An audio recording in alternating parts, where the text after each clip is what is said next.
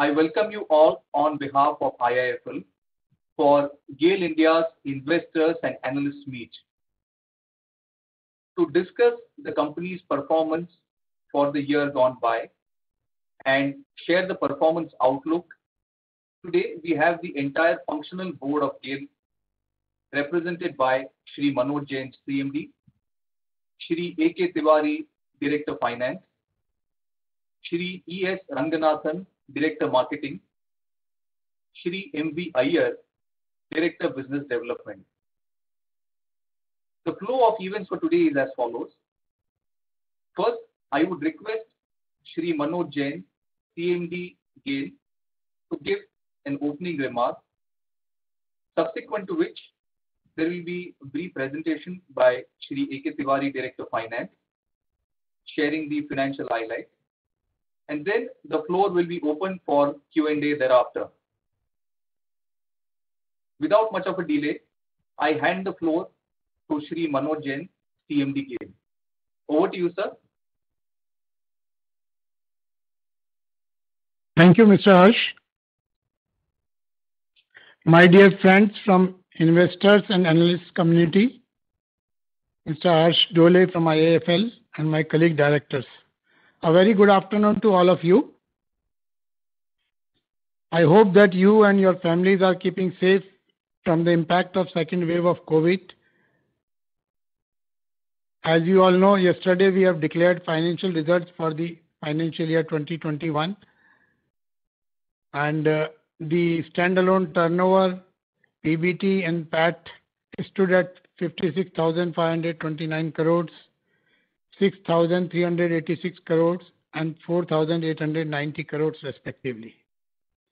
On details on the financial will be shared by Shri Tiwari sir, our Director Finance, and I would like to just briefly touch on the main activities which GAIL has undertaken in the last financial year and how we have contributed towards the society in these pandemic times.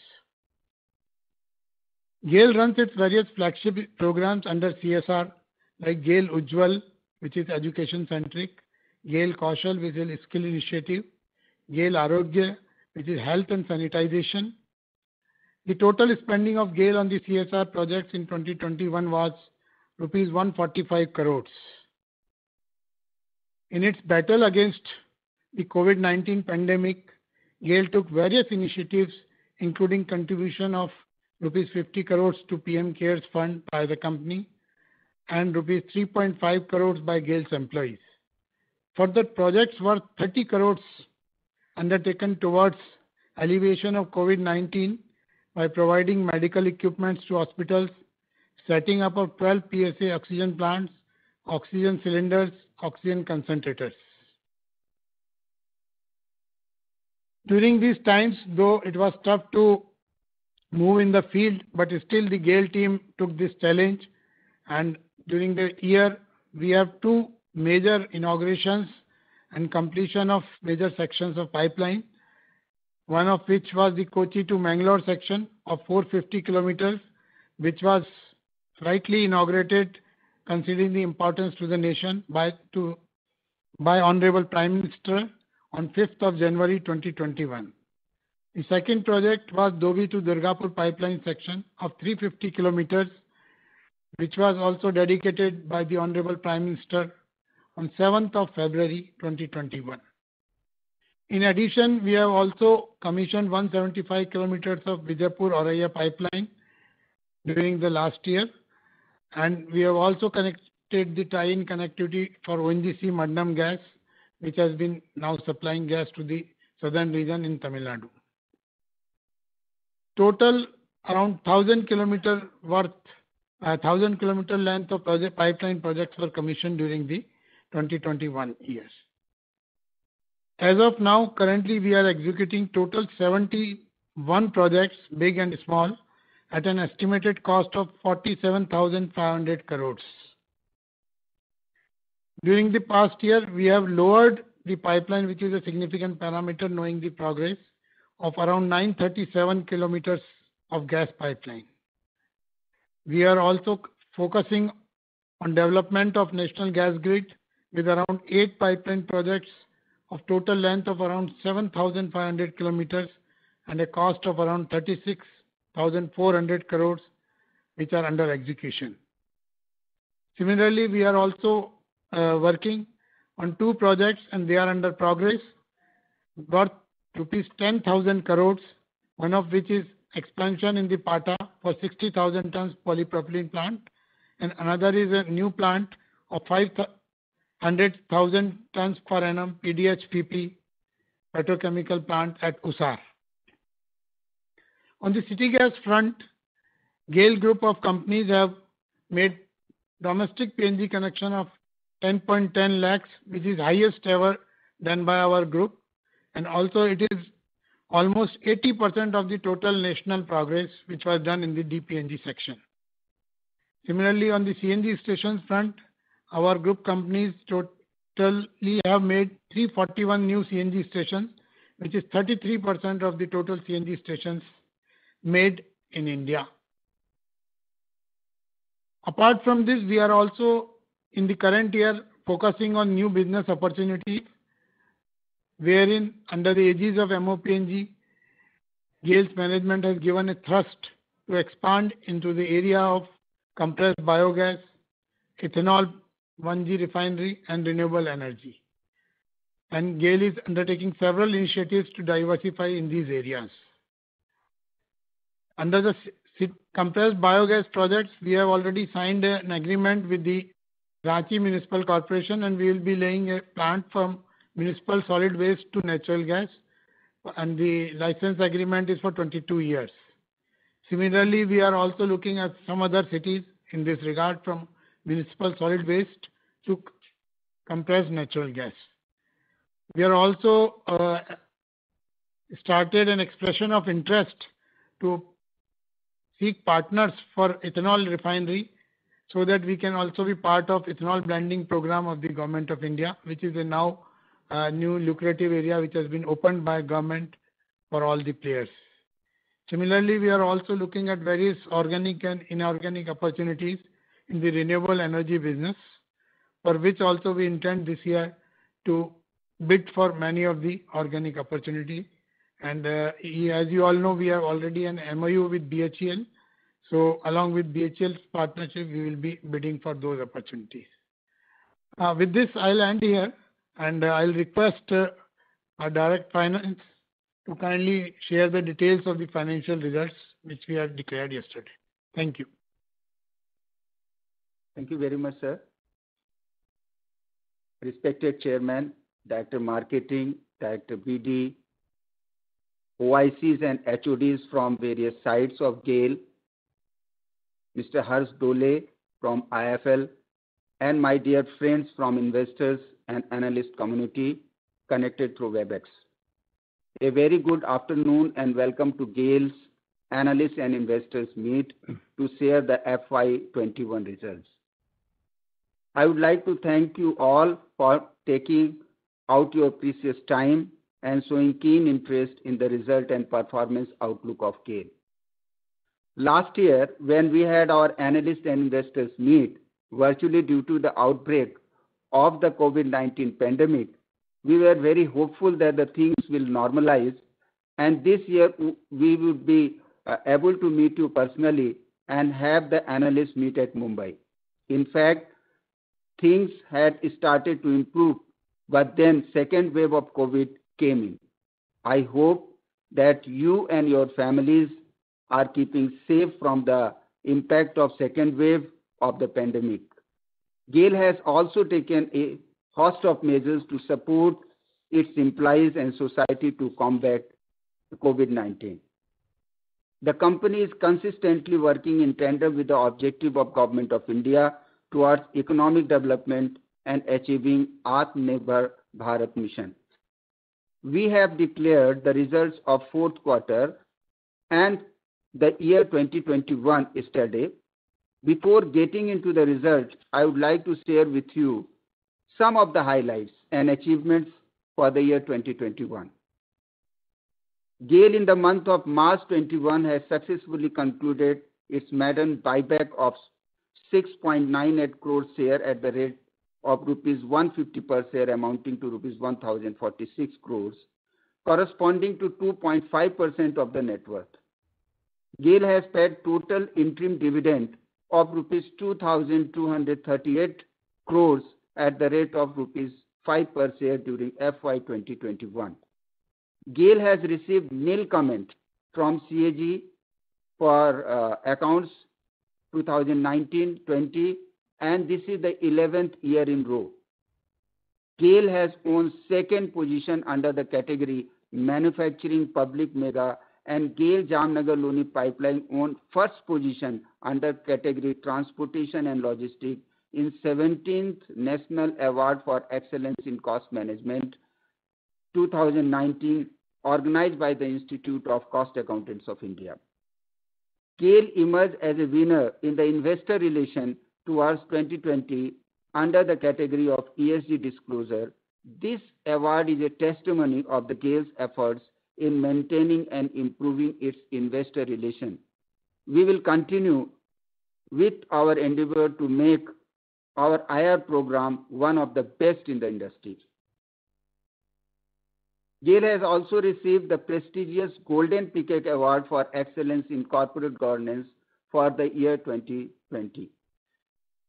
GAIL has applied for the settlement of direct tax dispute of 21 years under Vivad Se Vishwas scheme, and the department has accepted the GAIL's application for all 21 years, and this has resulted in reduction in the contingent liability to the tune of 2,000 crores.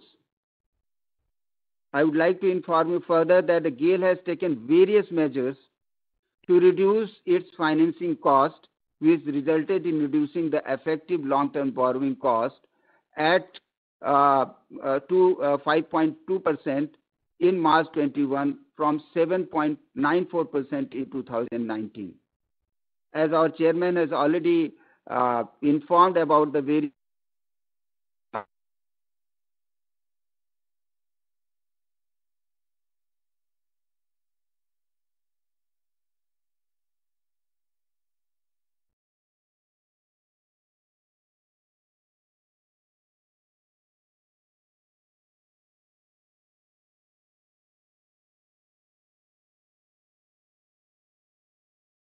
Ladies and gentlemen, there seems to be some technical issue. Just bear with me for a minute. and the quarter ending 31st March 2021. The COVID impact of the physical performance was mainly seen in Q1, and from Q2 onwards, the physical operation of the company has started improving.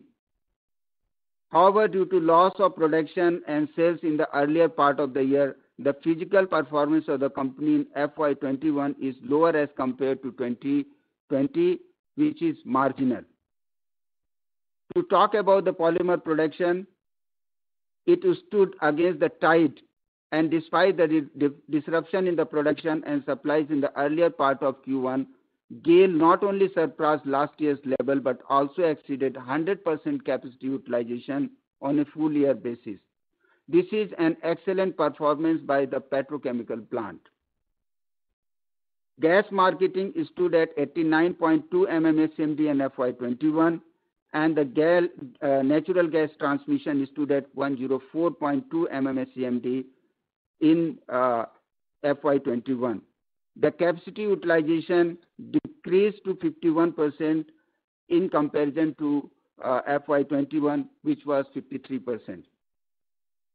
The polymer production stood at 813 TMT in FY 21, and this is the highest ever production achieved by our petrochemical plant. So this was the physical highlights. Now I will give you the financial highlights. GAIL achieved gross turnover of 56,529 crores in the current year as against rupees 71,730 crores in FY 20. There is a decline of 21%, mainly due to the decline in the natural gas marketing and transmission volume, lower LHC quantity, and lower prices of natural gas. PBT stood at 6,386 crores in FY 21 as against 7,943 crores in FY 20, which is decrease of 20%, and PAT was 4,890 crores in FY21 as against 6,621 crores in the previous year. These are mainly due to the lower gas marketing spread and various other factors taken together. Things have improved in the current scenario now, and GAIL marketing segment has improved progressively in Q3 and Q4.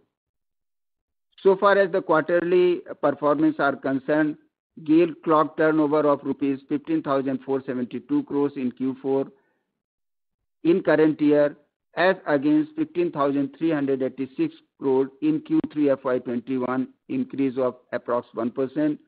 But the PBT stood at 2,612 crores in Q4 FY21 as against 1,868 crores in Q3 FY21, increase of approx 40%. Mainly due to higher price realization in the petrochemical LSC, which has contributed 10,000 per metric ton.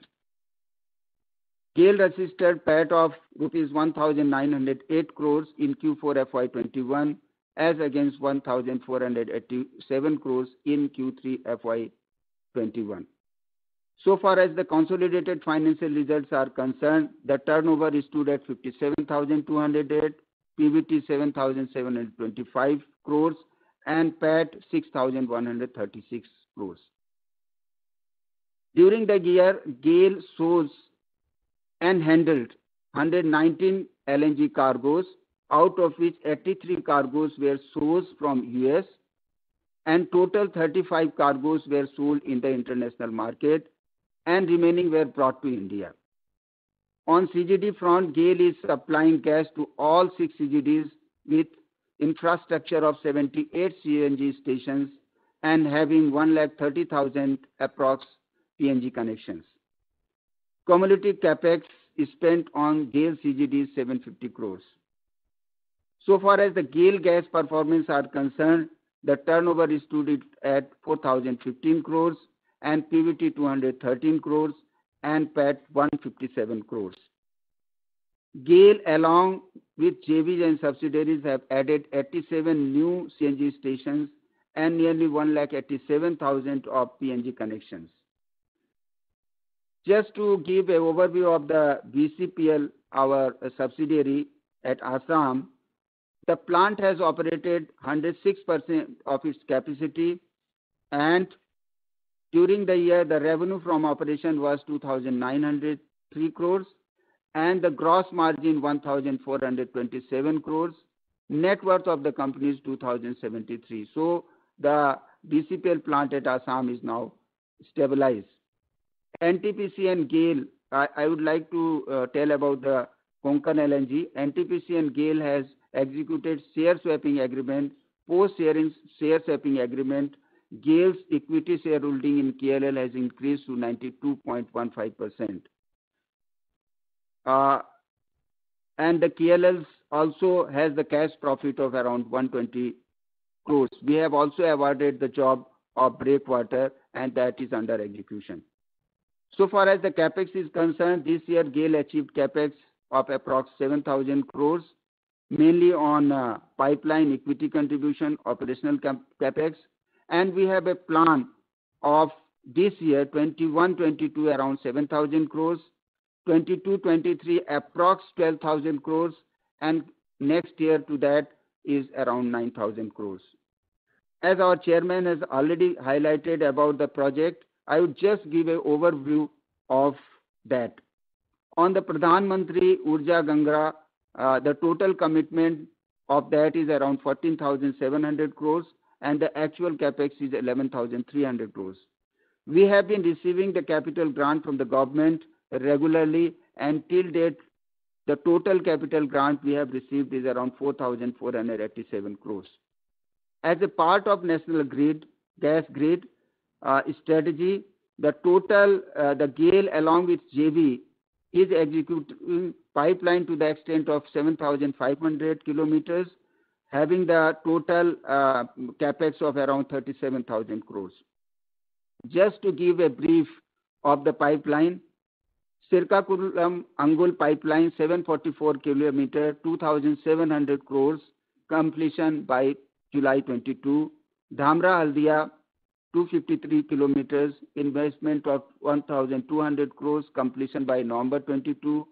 Mumbai Jharsuguda 1,755 kilometers, 7,800 crores, completion by May 23. And like that, we are also executing all the projects which are on hand. The work on this pipeline is progressing at a good pace.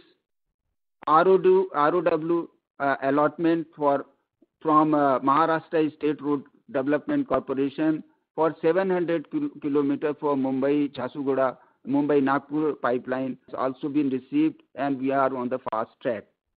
These pipeline will not only help to complete the national gas grid and bring the north east in the pipeline network of the country, but also help in achieving the Government of India's target to increase the national gas share in the energy basket to 15%. In addition, GAIL is executing PP project at Pata and Usar, total cost of which is around 10,000 crores.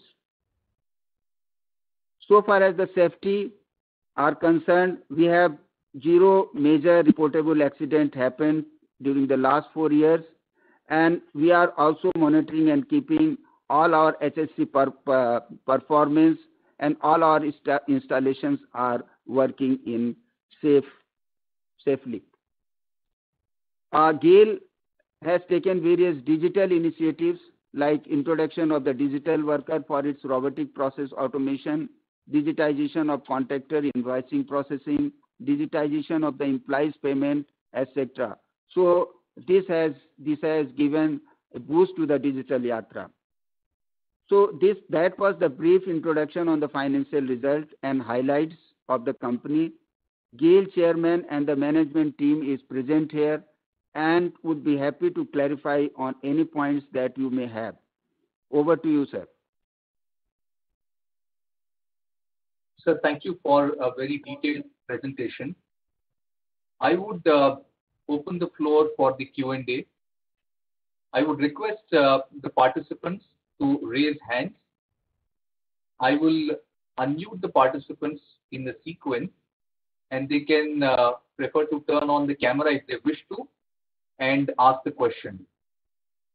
First question is from Amit Rastagi.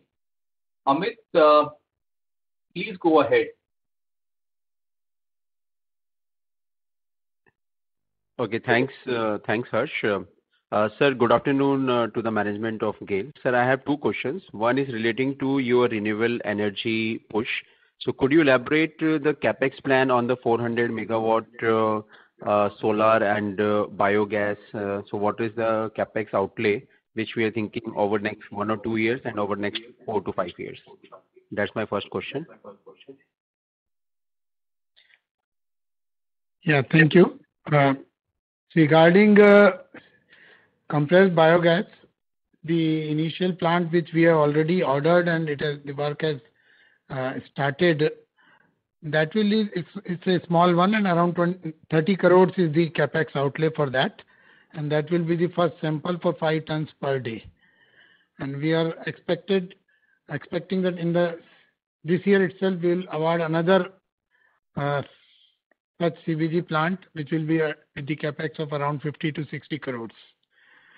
And then, based on the progress with the various municipal corporations, we can further do it. Budget is not a constraint. Similarly, we are also executing the CBG plants where we are arranging the marketing agreement with the manufacturer of the CBG, and these will be the private entrepreneurs, and our city gas companies will be buying that natural gas from those entrepreneurs. And GAIL will be implementing a synchronization scheme of this natural gas which is produced from CBG with the city gas which is being brought through the domestic gas. So we will be mixing and synchronizing both the gases and supplying to the individual CGD companies.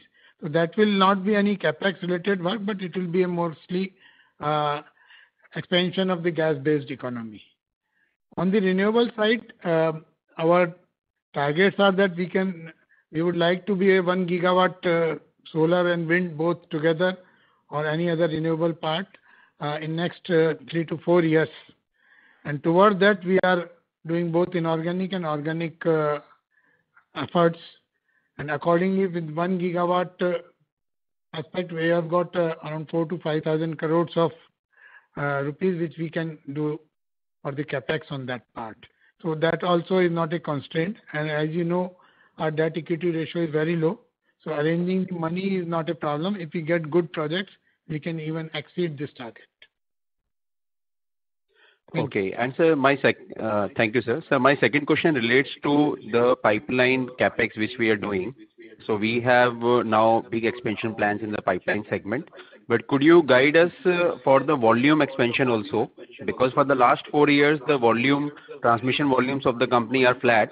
And probably if you look at the India landscape, we have lost market share to the other transmission companies in the country. On the transmission front, I think the market share remains static. You are right, but we have not lost on the market share on transmission part. As a whole, the country's consumption has remained static largely because of the COVID impact last year. And first quarter was almost a washout for city gas companies. So there used to be a very big demand which we could not cater because the vehicles did not run on, at least in the first quarter.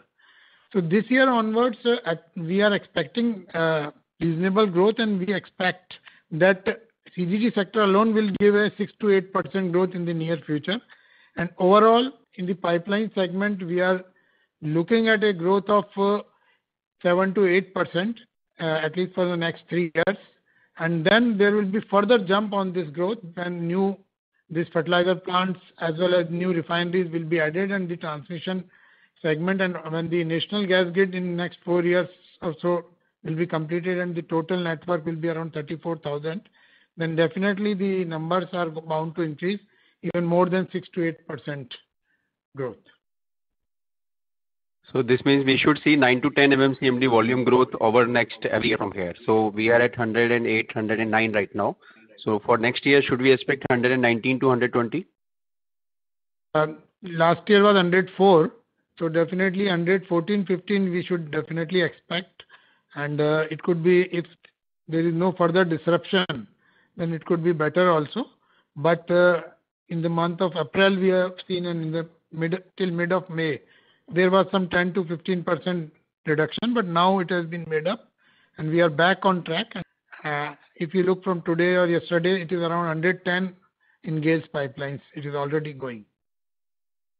Okay. Thank you, sir. And best of luck. Thanks, Harsh. Thank you. Bye. So next is Probal Sen.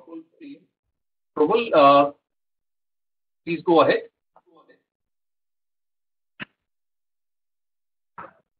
Am I audible? Yes, please. Yeah. Just give me a second.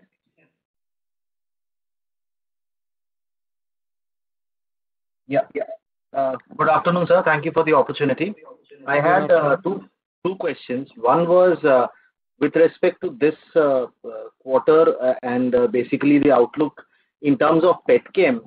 What sort of realizations are we actually seeing? I mean, what's the outlook that we see in terms of any further improvement in pricing? Is that a possibility, number one? And secondly, since we have already achieved a very strong utilization already in FY21, without the expansion projects that was just spoken about, is it possible to push utilization even further from current facilities, or we'll have to wait for the new additions to come through for any volume increase beyond the 813 odd that you've already done in FY21? That's my first question. Yeah, as far as the petchem numbers are there, you rightly said the capacities are almost to the full. Both BCPL is operating at 107% and PATA is also operating at 103%. So without the new capacities, there will not be significant change in the capacities of both the plants. As far as the pricing part is concerned, we are seeing a substantially stable pricing regime now, and which is in as compared to previous year, it was better in the Q4, and in Q1 also it is little bit slightly down, but is still better than the last year's numbers. But Q1 numbers will be slightly lower because we have taken shutdown in our Pata plant in the month of this mid-April to end of the May and so. So probably the numbers in this quarter will be lower, but then once the plants are coming back by 15 June, both the plants will be on full load. So then our numbers are going to be similar to the previous year, and in total, this 110, 115 is 810, 815 is feasible. Okay. And the second question I had was with respect to the capex. Tiwari ji already gave a fair detail in terms of at least 3 of the pipelines that are on the anvil, which is Sirka Angul, Dhamra Haldia, and Mumbai Jharsuguda. But if I add up the capex of the 3 that was mentioned, sir, that is around 10,000 odd crore. So this 37,000 crore capex that been mentioned, that is inclusive of the any pending capex on the eastern grid or any projects we are missing, sir? Yes, there are major projects, new projects. You rightly said these are the 3 new major projects. One is Mumbai Nagpur, another is Sirkakul Angul, and third is Dhamra Haldia. These are the 3 new, and entire capex their entire capex has been considered. For the Jagdishpur Haldia, this 36,000 includes the capex which have been done already. So that 11,000 which we have done, it is included of that. Apart from this, we have got Kochi Kotnad, this Tamil Nadu section is balanced. There another 1,000 crore capex is there. And then we have got Sultanpur Jajjar Hisar pipeline, Haridwar Rishikesh Dehradun pipeline, then Vijaypur Auraiya balance portion. These are the major pipelines, and then small connectivity pipelines are also there. So total, including what already has been spent, these total projects together account for the 37,000. In addition to that, around 10,000 crores of the petrochemical plant which are there, Usar and our Pata plant is there. So 10,000 crores more will be there. Total will be around 47,000. 47,000. Yeah, I got. I was asking for the 36,000 crore only, sir. Yeah. So just on the petchem, the 10,000 crore. One last question, if I may. What are the timelines for completion that we are looking at, sir, for both the projects? We are looking the timelines in 23-24. So I think if I remember correctly, it is June 23. September 23 is the target date for completion of the project. Then another 2-3 months for commissioning. So by maybe end of 23 or maybe January 24 or so. That is for both Pata as well as the Usar, sir? Yeah. As on date, we have all the licenses are in place, and the basic design and engineering part is almost at the final stages of finishing, and some of the enabling contracts have been awarded. So there is a substantial progress, as our DF also told. Next year's capex largely consists of these 2 projects. Got it. Thank you, sir. I'll come back if I have more questions. Thanks for your time. Thank you. Thanks. So next, we have a question from Rakesh Sethia. Rakesh, please go ahead.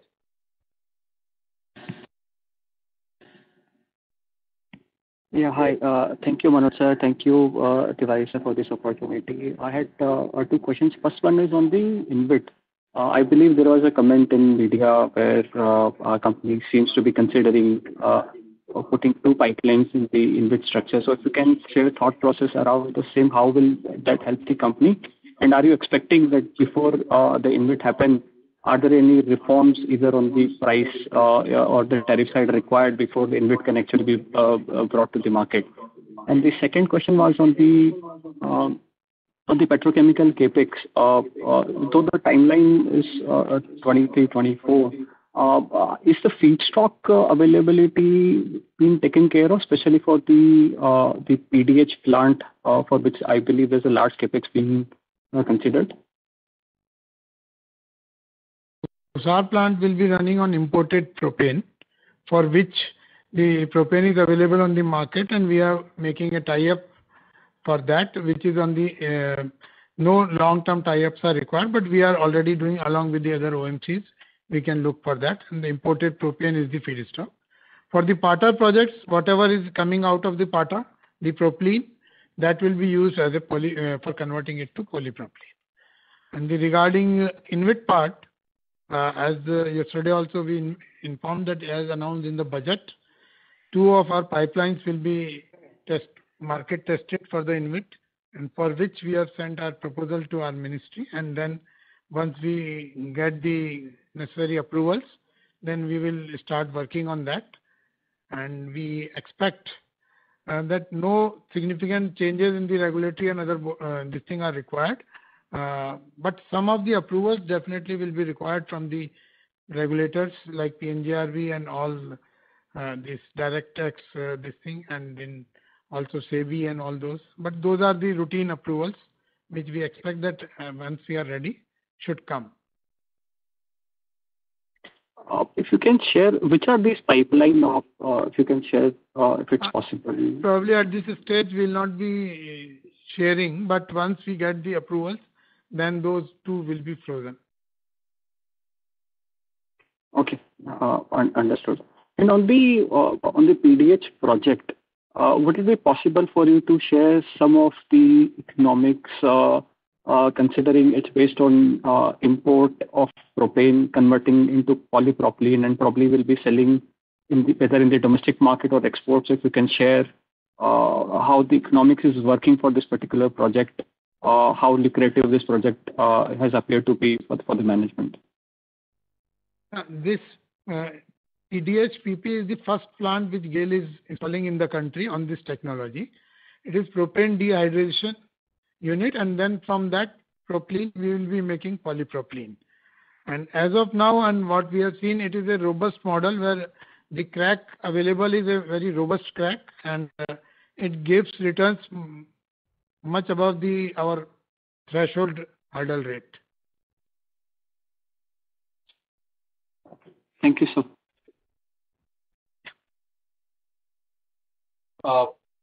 So there is a question in the chat box. I'll read that out for you. It comes from Mr. Parth Parekh. What is the outlook on gas marketing margins in FY22? And what is the transmission volume CAGR that you are eyeing over the next 3 years? Can you speak a little louder about the second question? Sure. What is the gas transmission volume CAGR that you are eyeing in next 3 to 5 years? That's the second part. Regarding the gas transmission volumes, I already responded. 6 to 8% is the CAGR it is expected, and after 3 years it is going to increase further from this number. And regarding the first, it was marketing. Outlook on marketing margins in FY22. Yeah, marketing margins, as we all know, are the factor of the international prices. Definitely, it is very difficult to predict them. But as we know, as of now, the futures available, we feel that that will be much better than the year of 2021. Sure, thank you. So next we have Vidyadhar Hinde. Vidyadhar, just unmute your line and go ahead. Yeah, I think it's unmuted. Can you hear me? Yeah, go ahead. Yeah. So my first question was on the gas marketing side. So if you could give us some color on how much volumes you have already tied up for FY22 and FY23. And another related thing is that, for example, in the first year when you started LNG imports from the US in FY19, on some volumes you had already booked it at no profit, no loss in the earlier year. Is there something of that sort which has happened, because we've come from a very bad environment at some stage in the last year to gradual significant improvement? So have you locked in some volumes when margins were there is no profit, no loss, or the profits were much lower than what it would be at today's futures? Regarding the demand part, which is, as DF has also already said, that the contracts are already in place worth 11-12 MMSCMD, what he has already explained about the 3 fertilizer plants plus Matix plus RFCL. And we expect that at least 3 out of the 6 plants, 3 plants will be coming this year online and 3 maybe next year. So that's the number which we are looking at this year and next year for the major consumers. Apart from that, we are also looking at few 5 to 6 MMSCMD of additional demand from some of the expansions at the same time, some of the expansions of pipeline and the new areas where the gas will reach. On the transmission side, we are also looking at numbers from some of the refineries, which we'll have to see how the tie-ups takes place. Sir, my question was more on the marketing margin side as to, given that we've had prices, the oil as well as spot LNG from very low levels going up to much higher levels now. And have you locked in margin? At what stage have you locked in margin? So what's the kind of outlook one can expect in FY22 and 23? And what proportion of FY22 and 23 US LNG volumes you have tied up already? FY22, I can say around 80% we have tied up and 20% we have deliberately kept open to take advantage of the price variations for trading purpose and also looking to the upcoming consumers. Most of the volumes which are coming to India, we have tied up with a positive bias only, so that should not be a problem.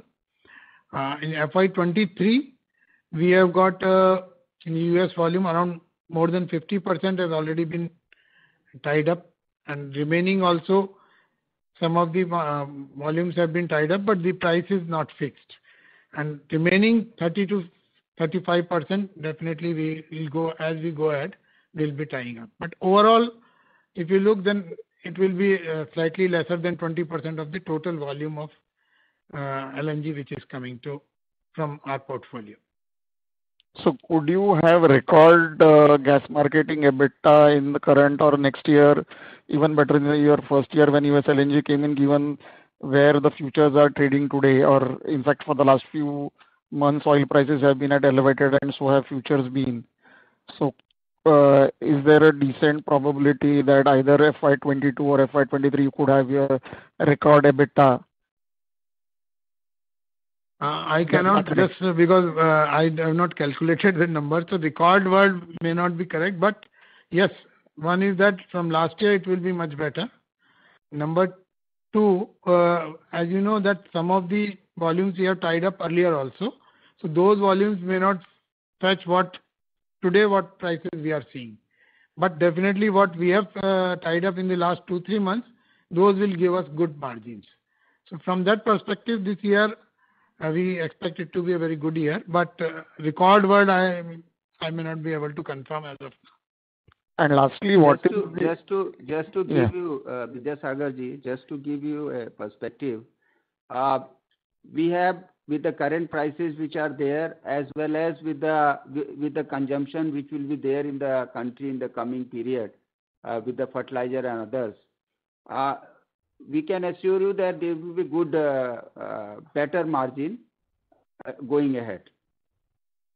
Yeah, lastly, just how much of your volumes, LNG volumes, are likely to be sold in the domestic market, and how much outside in the current year, and how much likely in the next year? This year we have sold around 35 cargoes in the international market. These cargoes will slowly be tapering down when the consumption in the country will increase. So that way it will be in the consumption in the country more, and there will be some strategic sale in the international market depending upon the cargoes as well as the market. So that we can't give you any specific number at this stage, but these are the strategies as we have explained to you a number of times. Actually, in addition, we will have more cargoes also this year because our portfolio will also increase. So it is not that we are looking at just diversion from international to domestic, but number of cargoes will also increase. Thanks a lot, sir. Thank you. That's it from me.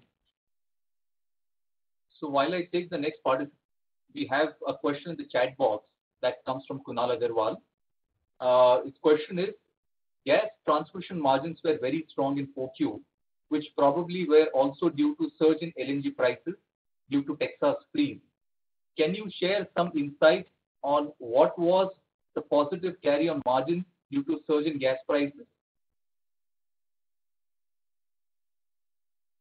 I think if I understood it correctly, primarily they are asking about our marketing margins on the gas.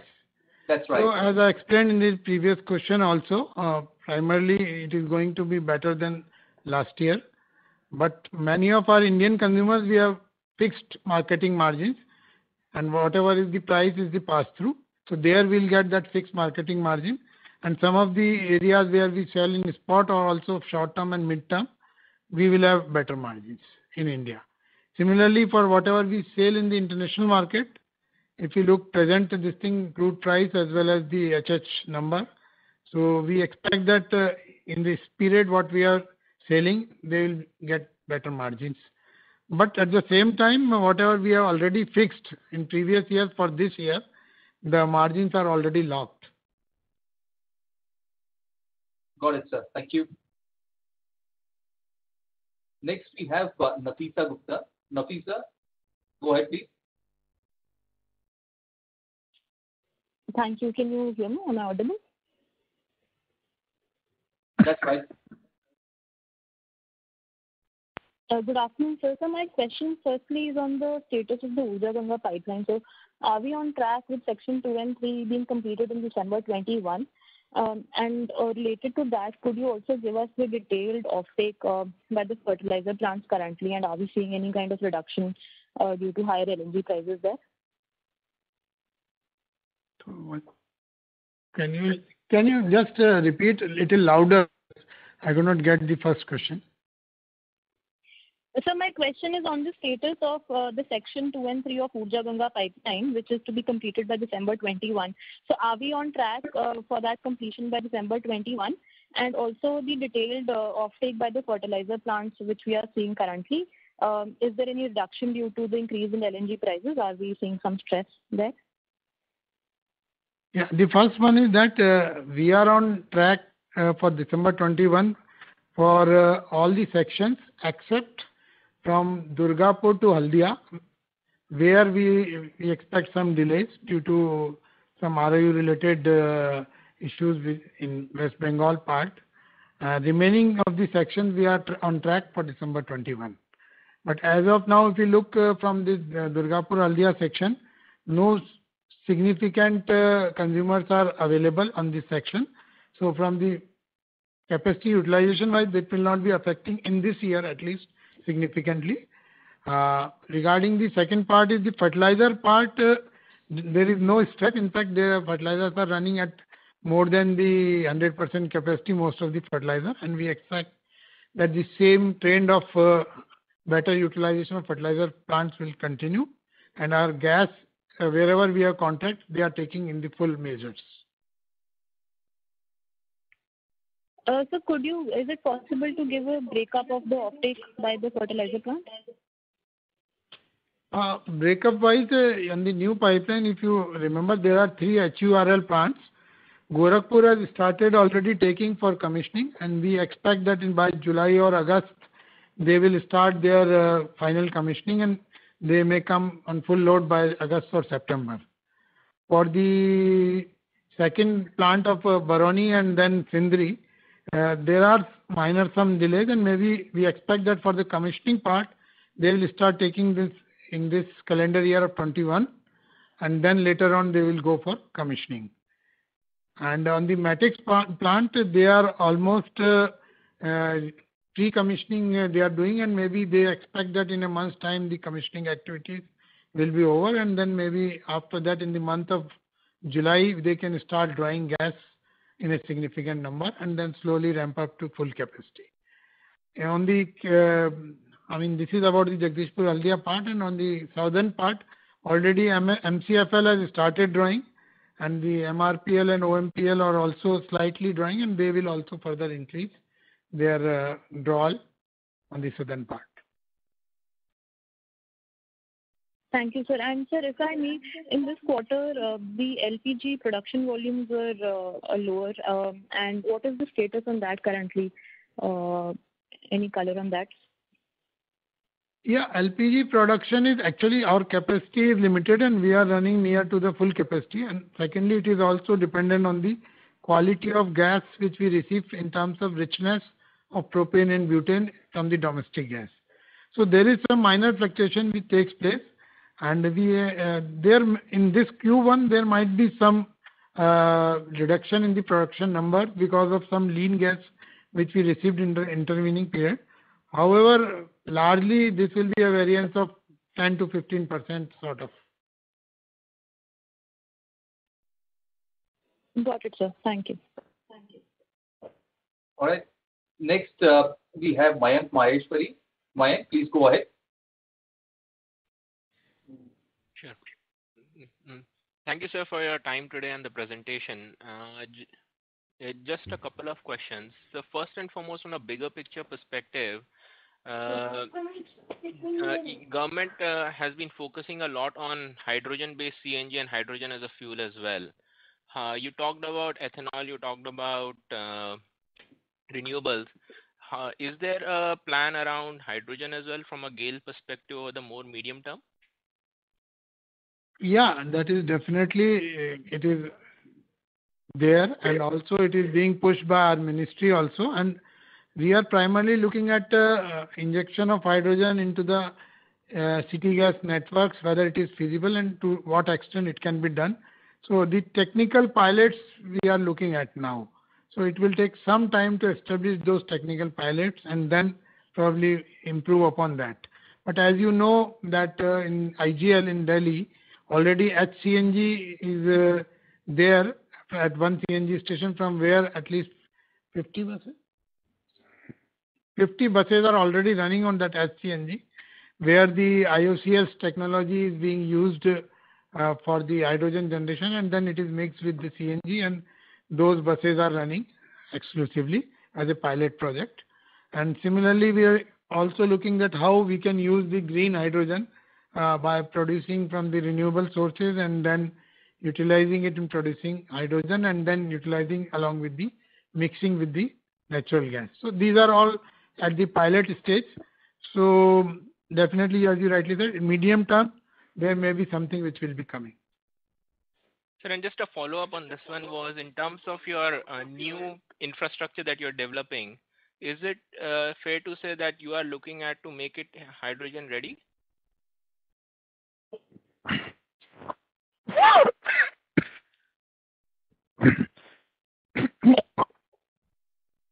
Hello. Mayank, can you repeat the question? Hear you well. Sure, Harshvardhan. Just a follow-up on the hydrogen question. Is it fair to say, sir, for your new infrastructure that you're developing, will it be hydrogen ready in terms of your new pipelines, etc.? It is too early to confirm that because it will need several approvals from regulatory authorities, and also we have to test it. So once we do that, those pilot testing and then submit our results to regulatory authorities, then probably it will be confirmed that yes, we can do that. So we'll look from that aspect, but maybe it will take some time. Thank you. Crazy stuff. Okay. Next we have S. Ramesh. Ramesh, please go ahead.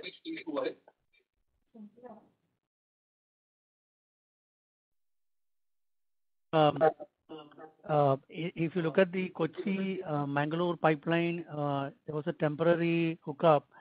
So what is the status of the Kochi Mangalore pipeline? Is the final configuration done there? And can you share with us the plans for the Kochi Bangalore pipeline, when it will be completed? The work on the final hookup is in progress, and already pilot and everything is done, and final stages we are doing. But since monsoon has arrived, so I'm expecting that by October or so, we should be in a position to finish it if the monsoons interrupt. Otherwise, maybe in a month's time we can finish. That is about that. And remaining part of Tamil Nadu, we are pursuing with the Tamil Nadu state government, and we are moving ahead, but although the speed is not what we expected, but we are slowly progressing towards Tamil Nadu, and Coimbatore we expect to connect very soon. And we have all pipes have been ordered and they are at site. Contracts are in place, so that should not be a problem. But depending on the progress of opening of right of use or right of way, the progress will take place. So the exact timing will be difficult to tell, but if we get the approvals in time and the ROE opening, then maybe in next 18 months we can complete the Tamil Nadu section also, 12 to 18 months or so, depending on the progress.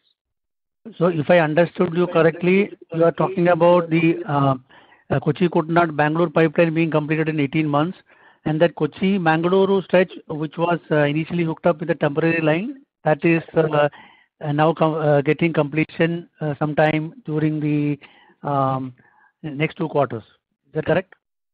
Yeah, that is correct.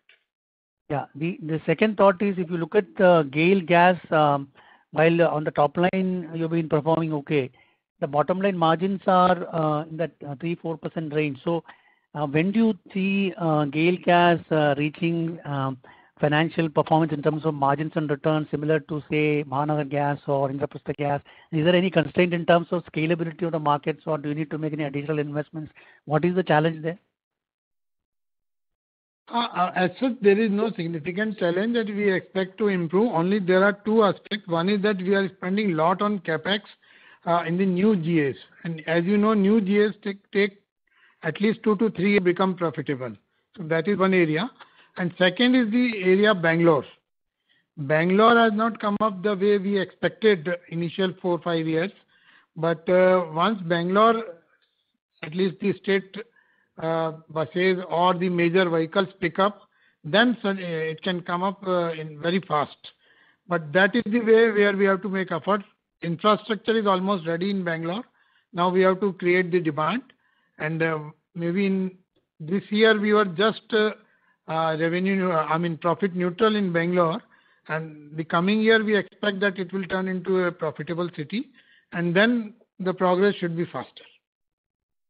Okay, just one more thought. So if you look at your overall investments on the gas pipelines, when do you see the aggregate capacity utilization reaching the normative level of 75%?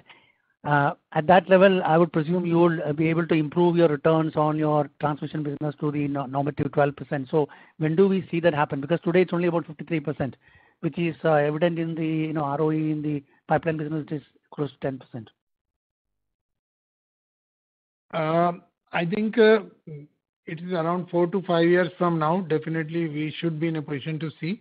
As I told you in the beginning also, we are expecting a growth of 6 to 8% for the next 3 years and then a better growth. So from that perspective also, if you look then to reach to a 75% sort of number, it should be 4 to 5 years depending on the major customers, how they are on track or are they delayed. Primarily, there are 3 sectors. One is the CGD sector. Many of the CGDs have come up. So we expect that already 2 years have passed. So next 3 years, they should pick up significantly. And most of them are connected on our pipelines. Second is the refinery sector. Most of the refinery are undergoing for the conversion to the gas-based manufacturing or gas-based areas. And the third one is even some of the petchems are also coming along with the refinery. There also gas requirements will be there. And apart from this, the fertilizer plants are definitely going to come in next 2 to 3 years, all of them. So from that perspective, the 75 number should be achievable in next 4 to 5 years. Okay.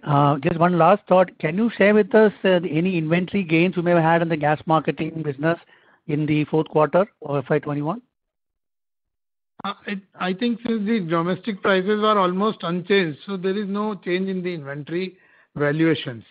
So as such, might be there, but it will be only 1 or 2 or 10 crores, a very small number if it is there. Okay, thank you very much and wish you all the best, sir. Thank you. So while I'll take the next question, there are a few interesting questions in the chat box. One is question from Mr. Prashant Vaidya. Is there any plan to list GAIL Gas on the exchanges? And if so, what are the timelines? As such, there is no finalized plan to list GAIL Gas as of now. Okay. Second is basically a question from Mr. Kirtan Mehta. And this question is, could you please share your latest offtake expectations from fertilizer plants which are under execution? Yeah, as I think I have covered in the earlier question, I can again repeat. Gorakhpur is one of the HURL plant which has started drawing for commissioning purpose, and we expect that by August, September, they may come on full load. For Barauni and Sindri, they will start drawing gas for commissioning purpose by the end of this 21, and then later on they can come up with full load, 3 to 4 months or so. And Ramagundam has already started drawing almost full. There was some setback in between, so now again it will come up. Matix, as I already explained, that they are in the pre-commissioning stage, and maybe by July end they will be in a position to draw to a significant number. Thank you, sir. We'll take the next question from Jatin K. Jatin, go ahead. Your line is unmuted. Hello. Yes, Jatin. Hello. Am I audible? Yes. Yeah. Hello, sir. Thank you for taking my question. So my question is regarding CNG stations in Bangalore. Jatin, can you be a bit louder? Now your voice is coming very feeble. Yeah, that's it, right. Sir, my question is regarding CNG stations in Bangalore, which we are doing in agreement with Confidence Petroleum. So I wanted to know what are the gas pricing terms in terms of what price gas will be supplying to them, and what is our expectation on volumes? Probably exact number it will be difficult to give, but the director marketing will touch upon the thing, and for the consumer the ultimate selling price will be same, but remaining regarding the agreement our director marketing will give some details. Yeah, as you said, the selling price of CNG is fixed for the whole of the city, that will be same. Plus this is a dealer-owned, dealer-operated model. So there we have a specific commission system. So we will be paying a commission to them per kg basis, and then the gas, our gas will be sold by him, and then we will collect the revenue from there. And so that commission would be say around 10 rupees per unit, or would there be any number? Would like to comment on that? Oh, I can't say right now. It varies, and it varies from station to station also, depending on the location. And any expectations on volume side from those stations?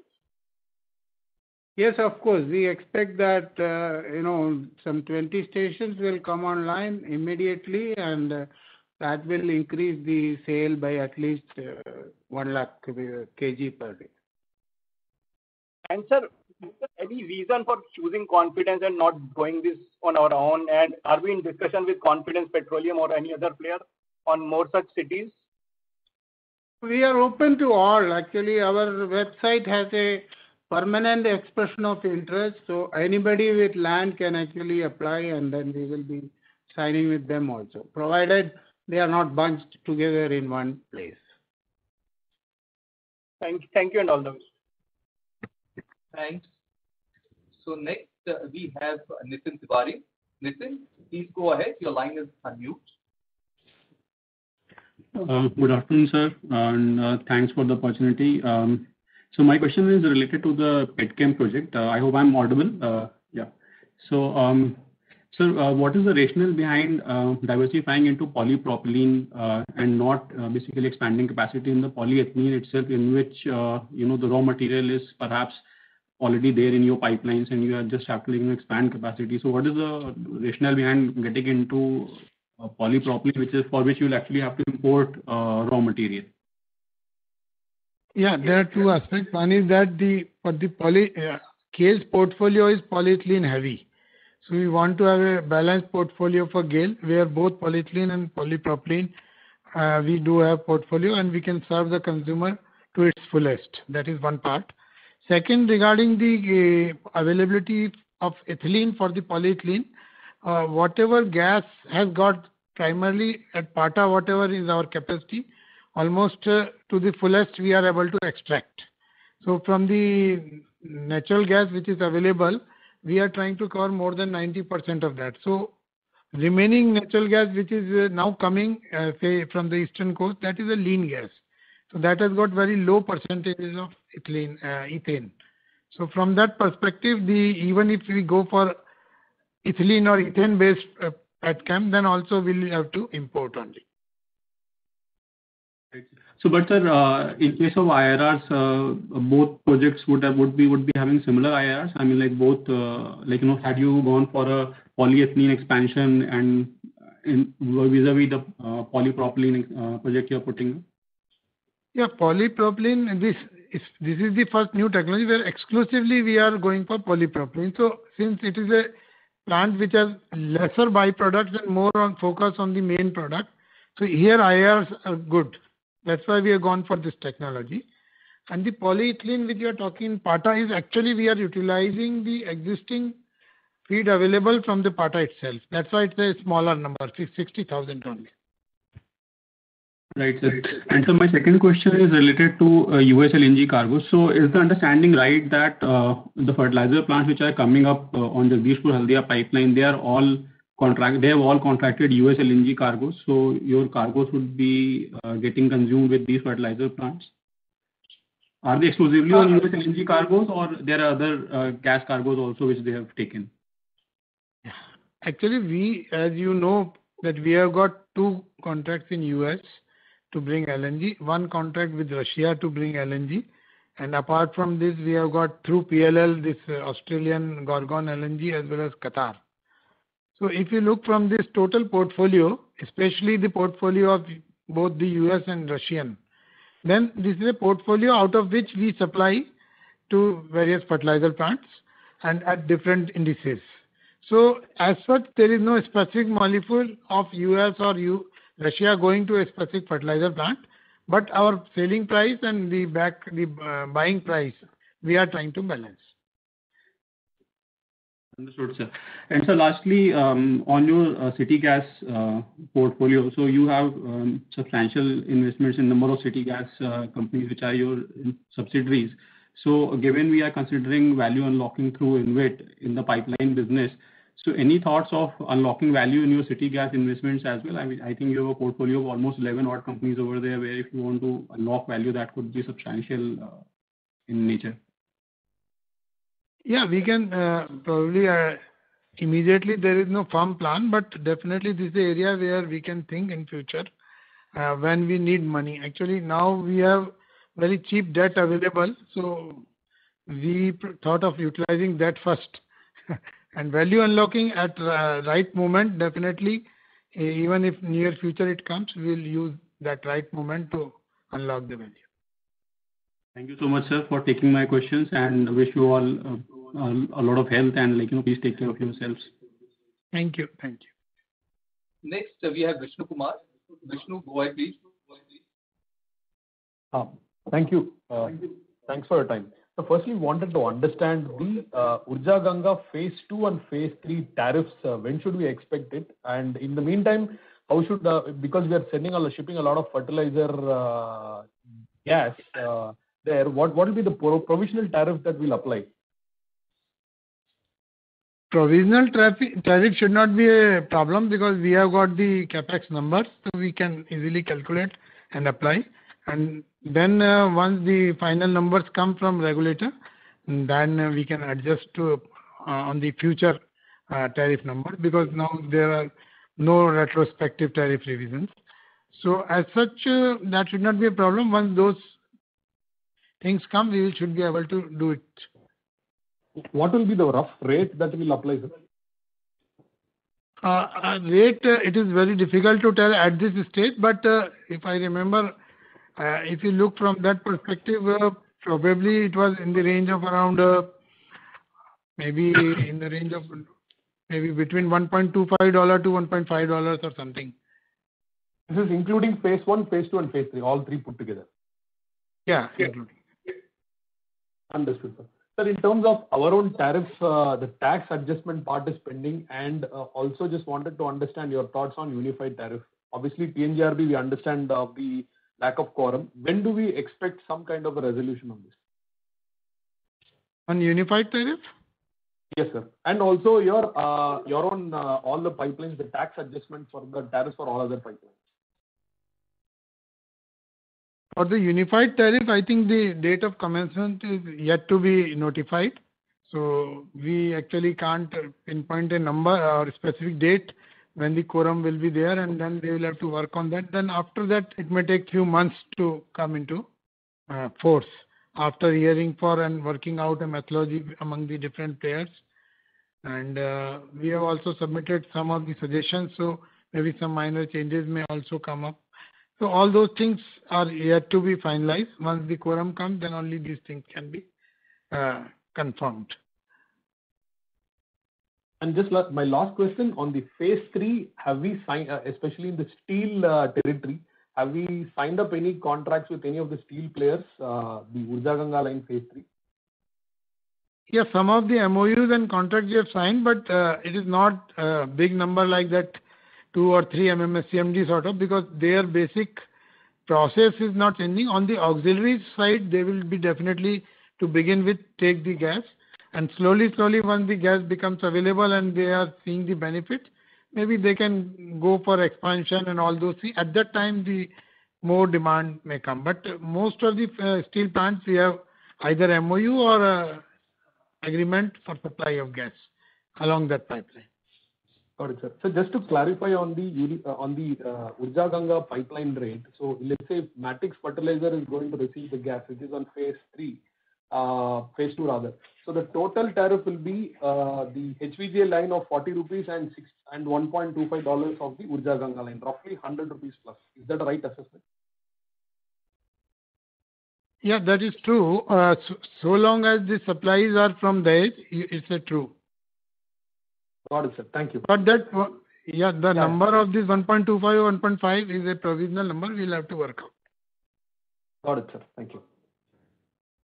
Thanks, Vishnu. So we have last 2 questions. We have now Venkatesh Subramaniam. Venkatesh, please go ahead. Hi, sir. Good afternoon. I have 2 questions. So one is a follow-up question on the Confidence Petroleum thing, and that is also related to GAIL Gas. What is your vision for GAIL Gas for the next 3 to 5 years in terms of number of pumps or in terms of top line? Do you think this could be a very big enterprise? That's number 1. Number 2, the related question is on Confidence Petroleum, which is what is the economics of this? When you actually give out these franchisees, how does the sharing work? Just to get us, we just want to calculate unit profitability, sir. Regarding the expansion plans, definitely, as we said that we have already, I think, 9 more GAs we have recently won. So definitely GAIL Gas, we are looking at significant growth.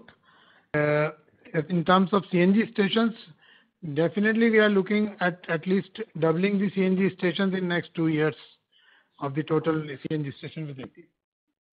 Last year? 75. Even the last year when the pandemic was there, we did 75 numbers, as Director Marketing has just confirmed. So definitely this year we will be doing more than that 75 numbers, definitely. And next year also numbers will be more.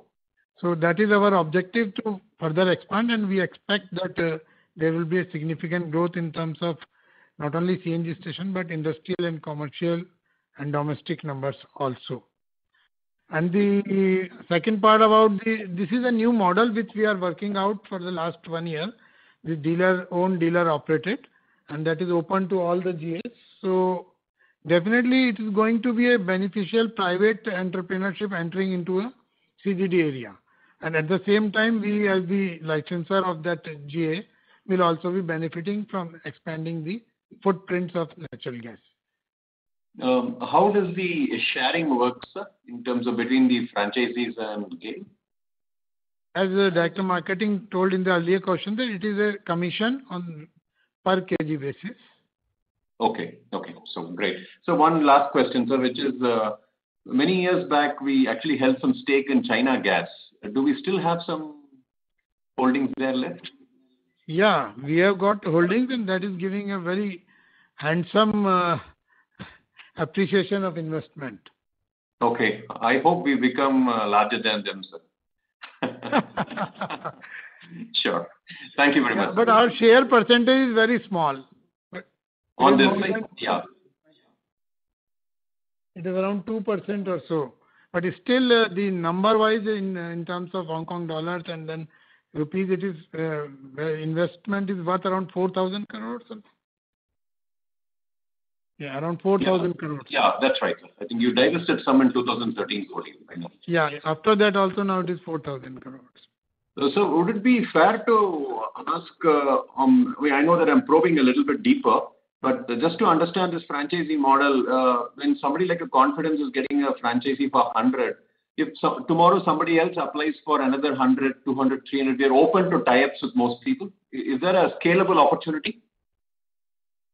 But as Director Marketing correctly pointed out, we have to see the overall scope also. Otherwise, actually, if it doesn't make business sense for us and for them both, it will not be a win-win position and then it will not be sustainable. So that is the only caveat. Otherwise, we are open to anybody joining us. All right. Thank you very much. Thanks, Harsh. All right. So next we have Manish Jain. Manish, go ahead. Yeah, hi. I wanted to know, are you working on any carbon capture technology? And if yes, can you share insights on these technologies? As such, we are not actually working on a research or commercial basis on any carbon capture technology as of now.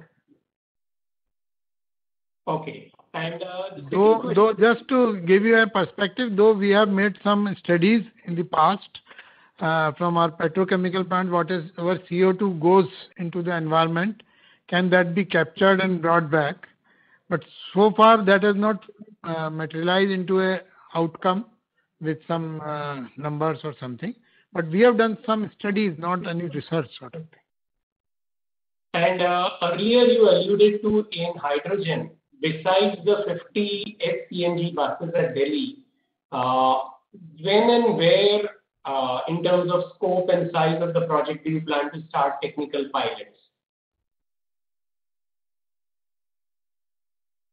As I said, it is through IGL, it has been done with the IOCL's cooperation with the plant which has been made near to this Rajghat Delhi CNG station itself. And that 50 number is a pilot basis, and then after that ARI will be checking the parts of the buses, what is the performance and all those things. So once that outcome is there, then that probably pilot will be complete and then we'll think of next stage. Okay. So basically I just wanted to know, besides IGL, are there any other initiatives on hydrogen that you plan to take on technical pilots? We are also looking at some of the areas where we can how we can inject the hydrogen into the CGD networks. That pilot study we are working. Thank you so much, sir. Thank you. So I do realize we are on the clock, but there are quite a few questions in the queue. With your permission, can I take the last one? Yeah, please. The last one is from Pinakin Parekh. Pinakin, go ahead, please.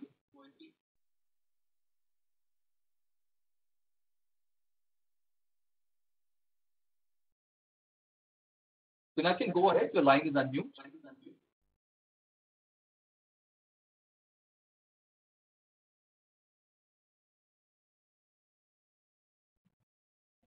I guess there's some issue. Yeah, now we are audible. Pinakin, go ahead. Yes. So basically, my first question relates to the gas marketing segment. Historically, this is a business which gave an EBITDA of 600 crores a quarter in FY19, FY20. And this quarter is 300 crores. And you mentioned about the volumes which have been, already booked in. So what the fourth quarter EBITDA, is that the new run rate we should expect in fiscal 22, or we can go back to the 600 crore plus EBITDA per quarter that we saw in F19, F20? It's really a difficult question you have asked. But I can only say probably the actual answer will lie in between the two, maybe. But that 600 number was really very, very ambitious number at that point of time, and the markets are now since in a different mode from the perspective of the one is the spot market is not moving in tandem in long-term market. So everything is diversified. That the spot market does not follow the long-term and the supply-demand curve. It is a spot or momentous supplies which are governing that spot market. So from that perspective, those high numbers are really now difficult to achieve. But one good thing is that both crude at this stage as well as the spot are up. So this time we expect that yes, some good numbers should come. But this I have repeatedly been telling, and again I am just repeating that some of the cargoes we logged earlier, those cargoes will not see these amazing numbers. So overall portfolio wise, we have to have a mix of both a safety as well as a improved gains. Understood, sir. So my second question relates to the capex plan that you have announced. Now, broadly, if you look at the capex that GAIL will incur over F22 and F23, how much does the company expect to fund it via debt, given the visibility it has on cash flows, given the visibility it has on InvIT monetization? How much additional debt would the company take over the next 2 years? Considering our internal generation, we are expecting to around 4,000 to 5,000 crores each year to meet the capex plan. But it depends upon the margins which we have our internal generation. So our range will be around 10,000 crores in the coming 3 years. That should be the plan. And also, if I may add, it depends on how much dividend our promoters expect. So all those things have to be taken into account. Yeah. Sure, sir. And my last question, basically, if I break down the capex into 3 parts, one is the pipeline capex, the other is basically the petchem related capex, and the third is basically the capex that will be done in renewables and other new businesses. Now, the pipeline capex comes with broadly an assured ROE, ROE concept. The petchem capex will have its own dynamics in terms of the headline commodity prices. But in terms of the renewable energy capex, whether it's solar or any other thing, would that have an inbuilt assured ROE when the company is undertaking the capex, or the company's profitability will be a function of how those businesses evolve and how the market evolves? Actually, in business, nothing is fixed and nothing is permanent. But definitely, our endeavor is that even for the renewable side also, we are looking at assets which are most of them are having tied up output also. So from that perspective, we expect that the returns will be in a range which is near to our hurdle rate. So there should not be significant worries once we opt for an asset. And that's the reason that probably our portfolio may not grow very significantly, though we would like it to grow, because many of the other players can go much aggressively, but we would like to strike a balance between our vision to enter into this area, but without sacrificing on our returns. Understood. So this is very clear. And so just a clarification to a previous question that was asked on the tax rate and PNGRB tariff resetting. Is it fair to assume, sir, that any tariffs which are reset going forward, whether it is the unified tariff, the Urja Ganga tariff, or the existing tariffs, would have the new corporate tax rate as one of the input variables in PNGRB's calculation? Yes. Understood. Understood. Thank you very much, sir. Thank you, Harsh. All right. Thank you. Ladies and gentlemen, we are absolutely run out of time. And I do realize there are a lot of questions in the queue. I would request either you send me an email and I will have it answered from the GAIL management, or you could write to Satish Sinha, who I'm sure will be able to explain the details. But on behalf of IIFL, I'd like to thank the management as well as all the participants for logging into this conference. GAIL management, thank you very much, sir, for giving us an opportunity to host this event. Greatly appreciate. Look forward to continue our interaction. Thank you. Thank you very much. Thank you, Mr. Harsh, for nicely interaction with all our stakeholders, and we are very happy, and we would like to thank each and every one of you who have spared your time and also given some of the learnings to us also how we can improve upon further in future. Thank you very much. Thank you. Thank you very much. Thank you.